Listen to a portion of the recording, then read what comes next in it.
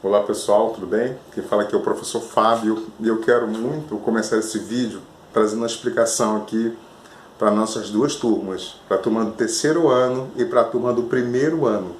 Deixa eu explicar algo para vocês.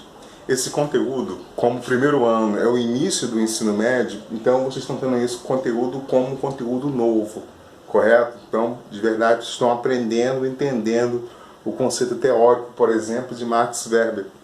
E a turma do terceiro ano, conforme foi a proposta e o plano de curso que nós estamos elaborando, de acordo com como é o plano de curso das escolas do terceiro ano do ensino médio, e aquilo que se cobra no Enem, e aquilo que se cobra lá no vestibular, portanto, há esse conteúdo em comum para o primeiro ano e para o terceiro ano. Logo, eu quero começar esse vídeo mandando um forte abraço à turma do primeiro ano, dizer que estou com saudade de vocês, e também a turma do terceiro ano. Tá bom, pessoal? Então, esse vídeo aí é direcionado às duas turmas. Forte abraço a todos. Conforme nós estamos estudando e dando continuidade àquilo que nós estamos aprendendo sobre Max Weber. Lembrando a vocês aí, me desculpe a insistência, me desculpe a repetição, mas trabalhamos ainda no conteúdo presencial sobre a introdução, que é a sociologia, introdução a Augusto Comte, introdução ao positivismo teórico de Comte. Trabalhamos sobre materialismo histórico, noções de materialismo histórico de Weber. Tivemos também noções de Émile Durkheim e os fatos sociais. E na última aula começamos a aprender um pouco sobre Max Weber e, para a turma do terceiro ano, relembrar um pouco sobre Max Weber. Na aula passada falamos sobre esse conceito aqui, sobre a ação social. Portanto, o que diferencia Max Weber de Émile Durkheim, por exemplo, é a ideia de que Durkheim fala que existe um sistema já pronto e quando o sujeito, o indivíduo, ele se adequa e se adapta a essa estrutura social e de maneira que ele tem que renunciar ou se adequar a esse meio. Chamamos isso de coesão social, né? Já Weber diz, sim, existe sim uma coesão social e a sociedade com uma estratificação, ela permanece durante muito tempo naquela postura, naquela maneira, convivendo daquela forma, se submetendo àquelas leis, se submetendo àquela ordem, se submetendo àquelas normas, isso sim é verdade. Mas de tempos em tempos, há as chamadas mudanças históricas, há as mudanças de mentalidade.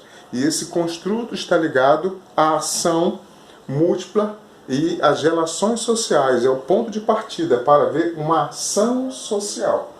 Logo, na estrutura de Durkheim, nos fatos sociais, o indivíduo ele se adequa e, de alguma forma, se torna passivo para se manter a estrutura social. Então, se conserva a estrutura social. E, na visão de Weber, diz, sim, há um conservadorismo, há uma renúncia, há sim uma coesão social. Mas fato é que as relações sociais elas se multiplicam, são intensas e a todo momento essas mudanças vão se entrando em choque, entrando em algumas tensões de acordo com os conflitos e com os interesses sociais. Fechado? Esse foi o resumo da aula passada.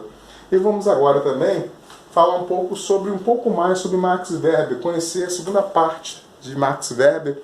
Introdução a Max Weber, segunda parte, esse vídeo aqui. Além do conceito principal das ações sociais, qual a definição que ele tem aqui? Ó? Todo comportamento cuja origem depende da reação ou expectativa de outras partes individuais. É um indivíduo que, por meio de valores sociais e sua motivação, produz o sentido da ação social. Que é um exemplo muito claro. Hoje, por exemplo, estou gravando essa aula aqui e tivemos notícia que parte do comércio está reabrindo aqui no Brasil, lá alguns países na Europa também estão reabrindo e existe um projeto dos Estados Unidos para reabrir algumas empresas, abrir algumas cidades e estados a partir da semana que vem. Portanto, já que você percebeu, não só aqui no Brasil, mas também em outros lugares do mundo, estavam começando a haver protestos, porque as pessoas já não estavam mais querendo se submeter a esse isolamento social. Eu sei que em determinado momento não havia um querer, mas sim uma ordem no Estado, né? Por exemplo, na Espanha, chegou a ter cenas, e tenho certeza que vocês também assistiram, e algumas reportagens onde pessoas foram presas na praia, por exemplo, por resistência, por estar na praia, por estar na rua, Isso aconteceu na Espanha, em Portugal e em alguns outros países. Na Itália também aconteceu, de algumas pessoas serem presas ou serem encaminhadas à delegacia por estarem na rua, né, no auge, né, e agora que as coisas estão se acalmando, está tendo agora alguns protestos, algumas insatisfações, a economia começa a dar sinal de colapso, isso na estrutura da Europa, também nos Estados Unidos, naturalmente, infelizmente aqui no Brasil também. Logo, se estuda uma reabertura paulatina, né, progressiva, e eu estou muito feliz porque eu acredito que o quanto antes estaremos aí, pessoal. Se Deus quiser, daqui a algumas semanas estaremos juntos aí. Mas enfim, eu estou citando esse exemplo nesse momento para dizer exatamente esse resumo aqui de Weber. Weber diz que são os indivíduos, que são os interesses, as expectativas que causam as relações, e essas relações sociais vão causar as ações sociais. Então, o indivíduo não é tão paradão assim não. Ele, quando ele quer, quando seus interesses são afrontados, quando há um estímulo a um processo de avanço social. Podemos dizer assim, avanço ou regressão, tá, pessoal? Por favor, né? Por favor. Agora, existe também um outro fator que Weber constata na sua obra. Ele diz que, na verdade, todo esse processo de ação social está ligado também, e está aí um grande grupo de filósofos que contribuíram, assim como Comte, ele trabalha a ideia do positivismo. Weber vai um pouquinho antes. Weber diz, olha, o positivismo de Comte, que é a ideia da ordem, do progresso, a ideia do avanço científico, o estímulo ao crescimento, o estímulo ao avanço científico, o investimento nas universidades, o investimento em tecnologia é bacana, é capitalismo, é estrutural, é isso que está fazendo a sociedade avançar? Sim, é. Mas aí Weber faz uma constatação, dá um passo atrás e fala, olha, antes do positivismo, houve aqui uma reação anterior ao positivismo. E aí ele fala de uma filosofia que foi muito bem trabalhada na Alemanha, chamado idealismo alemão. Portanto, a filosofia do idealismo alemão, sem querer entrar para a filosofia, estamos no conteúdo de sociologia, né, naturalmente, mas o idealismo alemão foi um momento onde as pessoas estavam totalmente voltadas para uma sensibilidade e para um projeto de nação. Gravem bem nisso, pessoal. Todo país, empresa, família, religião, eles só ganham condensação e proporções quando há um projeto de crescimento. E aí eu quero muito falar isso com vocês hoje. Weber vem dizer o seguinte, que todo país que tem um projeto de nação, todo país que tem um projeto de crescimento, que tem um propósito, que tem um foco e um propósito de crescimento, esse país ele vai gerar naturalmente a ordem e vai gerar o progresso para que esse crescimento aconteça. E aí, deixa eu explicar para vocês.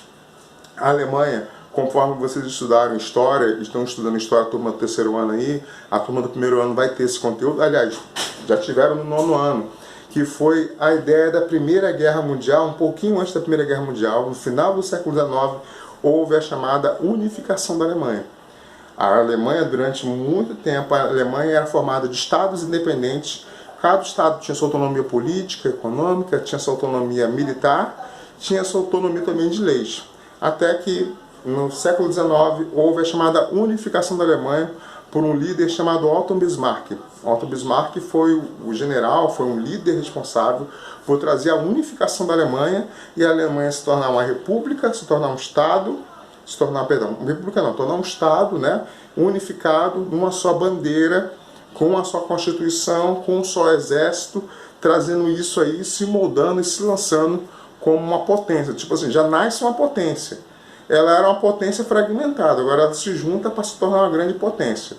É como se houvesse várias empresas de um setor, aquelas empresas se unem e formam uma mega empresa. Exatamente isso que acontece. A unificação da Alemanha é a união econômica de Munique, de Berlim e de outras grandes cidades, Frankfurt, e de outras grandes cidades, no qual se juntam e formam uma grande concentração industrial, uma grande concentração intelectual e cultural e também econômica e política. Logo, nós entendemos que a unificação da Alemanha trouxe esse avanço aí. Aí você assim, poxa Fábio, por que eles demoraram tanto para se unificarem? Por que demoraram tanto para se unirem? Então, exatamente isso. A ideia do idealismo alemão, a propagação, isso não começa no século XIX, a filosofia do idealismo alemão começa um século antes, 100 anos antes, mas a propagação dos ideais de nação, dos ideais da sociedade vindoura, de uma estrutura de progresso. Então, esse discurso do idealismo alemão vai promover o que nós chamamos de um projeto de Estado, um projeto de nação. E a Alemanha nasce grande, poderosa, potência. Né? Infelizmente, se envereda para um caminho diferente, né? Na Primeira Guerra Mundial, na Segunda Guerra Mundial, a ideia do nazismo. Mas, se vocês percebam, só ainda falando da Alemanha, a Alemanha ela se afunda com Hitler em 1945, se rende, né? Se torna derrotada da Segunda Guerra Mundial, mas na década de 50 e 60 existe o processo de reconstrução. E a partir da década de 70, a Alemanha, chamada Alemanha do Ocidente, que estava sendo liderada, influenciada e financiada pelos Estados Unidos, ela se recupera rapidamente. Hoje, a Alemanha é uma das maiores potências econômicas do mundo. Está entre a terceira e quarta maior potência do mundo. Só perde para os Estados Unidos e para a China e o Japão ali, que tem um PIB parecido, similar ali à Alemanha. A Alemanha lidera o bloco da União Europeia. A Alemanha é o país mais rico da Europa e está entre os 4 países mais ricos e poderosos do mundo. Logo, como é que um país que nasce, que demora tanto para nascer, mas já nasce poderoso, lidera uma Primeira Guerra, lidera uma Segunda Guerra, se destrói, se reconstrói, assume novamente a liderança e continua se perpetuando como uma hegemonia de potência em escala global, como é a Alemanha hoje, continua sendo a Alemanha hoje? Pois é porque eles carregam a ideia de um projeto de nação. Então, se pensa como um todo e não como indivíduo. Deixa eu abrir aqui um pouco para vocês. No Brasil, infelizmente, o que se pensa é no indivíduo e não se pensa no social, no ser social, na consciência social, na coletividade. Então, no Brasil, são poucos os projetos que envolvem a nação, né? São poucos os projetos que a nação se pronuncia. São poucos os projetos que a nação se posiciona a respeito daquele assunto, daquela causa, daquele interesse. Aqui no Brasil há uma fatiação de interesses liderada por indivíduos que querem controlar outros indivíduos, e aí isso dá o nome de manipulação, de corrupção, de generação de ideias, e o Brasil se torna um grande mar de ideologias, mas que não carrega uma ideologia. Quando você fala dos Estados Unidos, você fala de imperialismo, você até pode falar mal, mas quando fala dos Estados Unidos, você fala de imperialismo, dominação, nova ordem mundial, o Trump como líder do mundo, os Estados Unidos como maior potência. Sempre você vai se referir aos Estados Unidos como um viés, no caso um viés capitalista. Quando você fala da Rússia, você fala da Rússia com viés. Quando você fala da China, você fala da China com viés. Até mesmo países como Cuba e como Coreia do Norte, né? Você se refere a esses países que são pequenos, mas carregam uma causa, carregam uma ideia, carrega uma direção. Eu não estou falando que tem que ser partido único, que tem que ser uma visão só, nada disso, pelo amor de Deus, gente. Não estou falando nada disso. Eu estou dizendo que as nações que já se perpetuam por séculos e as novas potências que surgem, todas elas, sejam de qual ordem for, democrática, ditatorial, capitalista ou comunista, elas nascem com uma identidade social. E essa identidade social ela é lapidada sobre uma ideia, sobre uma construção de projeto de nação. Então é muito triste saber que no Brasil, nesse momento, há um mar de ideologias e não há uma referência, um posicionamento, uma direção a ser tomada. Essa é a questão. Então eu acho que nós precisamos, a partir de agora, que esse momento da pandemia sirva para nós, para nos posicionarmos mais com relação à vida, com relação a pessoas, a valorizar projetos, a construir valores.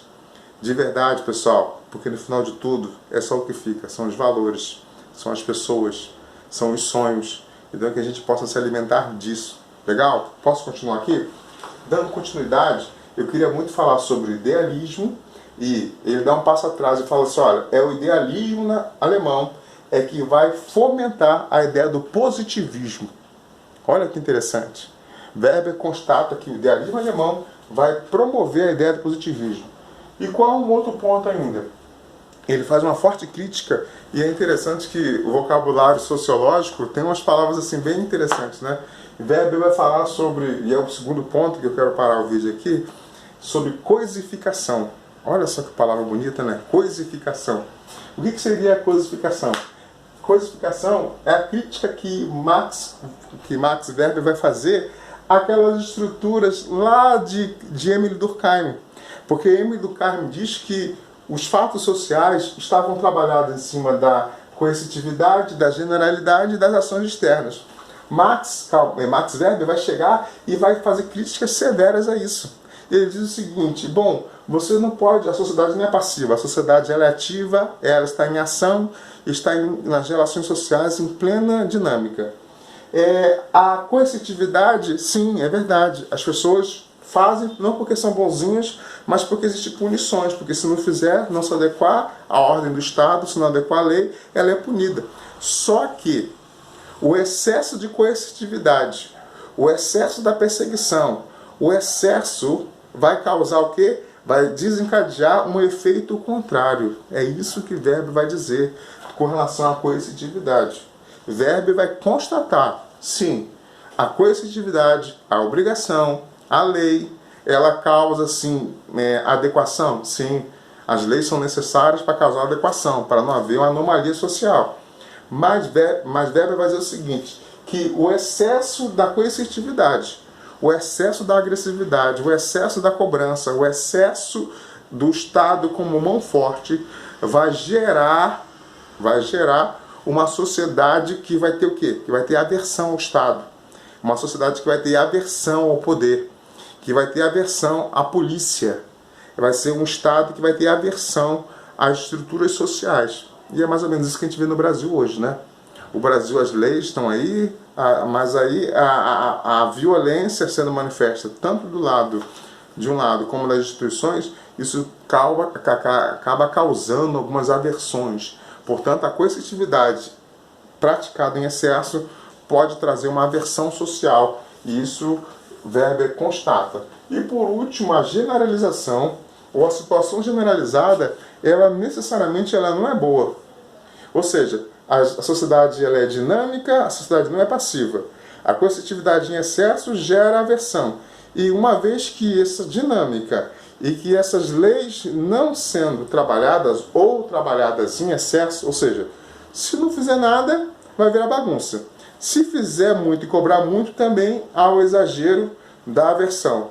Logo, a generalização dos fatos sociais, das ações sociais, podem provocar situações que fogem do controle. Legal? Então, idealismo alemão, um passo antes do positivismo. A ideia da coisificação significa, é o resultado de uma enorme e inesgotável interação entre os indivíduos. Portanto, se a sociedade é viva, a sociedade não é passiva, a sociedade é dinâmica, há uma interação social, há a chamada coisificação. Coisificação significa que a sociedade está em plena mudança. Mas aonde isso vai chegar? Não se sabe. Quais são as melhorias? Esse movimento que surgiu agora vai chegar aonde? Quais são o desencadear desse processo? Não se sabe. Sabe-se que a todo momento pode se desencadear o processo. Aonde isso vai chegar? Exemplo agora é a pandemia. Estamos nesse momento na pandemia, estamos vivenciando esse processo. Agora, onde vai parar? Como vai chegar? Os efeitos? O impacto econômico não sabemos ainda. Só à medida que o tempo passar é que vamos analisar esse processo. Fechado, pessoal. Fechei aqui o vídeo 2 de Max Weber. Falamos no primeiro vídeo sobre a introdução, vídeo 2, depois vou estar gravando o vídeo 3. Pessoal, turma do primeiro ano, turma do terceiro ano, forte abraço para vocês. Estou com muita saudade. Estaremos em breve juntos, presencialmente, se Deus quiser. Fiquem com Deus.